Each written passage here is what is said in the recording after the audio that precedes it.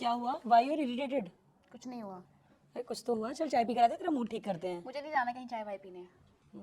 Mood swing. ओहो, अच्छा hormones का इश्यूज है। यार मुझे समझ नहीं आता ये पीरियड्स हर महीने क्यों आ जाते हैं। इसके पीछे छोटा सा साइंस है। क्या? देखो, एवरी मंथ हमारी जो ओवरीज हैं वो बनाती हैं बहुत सारे एग्स, जिसको हम कहते हैं ओवम या ओवा सेल, और इस प्रोसेस को कहते हैं ओवल्यूशन। तो ओवल्यूशन में होता क्या है कि थाउजेंड्स ऑफ एग सेल में से एक एग सेल निकल कर आता है आपके यूट्रस तक। क्यों? क्योंकि उसको इंतजार है स्पर्म सेल का। अब स्पर्म सेल आया तो क्या होगा? फर्टिलाइजेशन। लेकिन स्पर्म सेल जब आया ही नहीं तो फर्टिलाइजेशन नहीं होगा, बेबी नहीं बनेगा। और अगर स्पर्म सेल नहीं आया तो ये यूट्रस लेता है हमसे रिवेंज। रिवेंज? वो कैसे?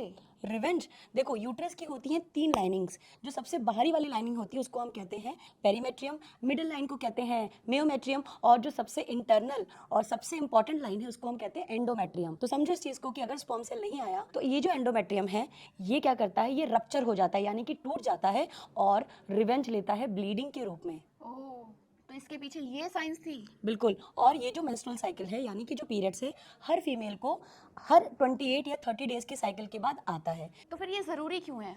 ये इसलिए ज़रूरी है क्योंकि ये फीमेल के रिप्रोडक्टिव हेल्थ को बताता है कि आप सुपर हेल्दी हो, और एस्ट्रोजन एंड प्रोजेस्टेरोन हार्मोन का जो लेवल है वो बिल्कुल सुपर फिट है, यानी कि आप बिल्कुल हिट हो। समझी? तो ये तो वही वाली बात हो गई ना कि मैं रिलेशनशिप में भी नहीं हूँ और फिर भी मुझे हार्ट ब्रेक सहन करना पड़ रहा है हर महीने, वो भी। तो यूट्रस भी तो यही कर रहा है, उसको अभी तो हार्ट ब्रेक होता है, तो प्लीज़ उसका ख्याल रखो यार, और समझ, डार्क चॉकलेट खाया कर या फिर कॉफ़ी पिया कर। समझी?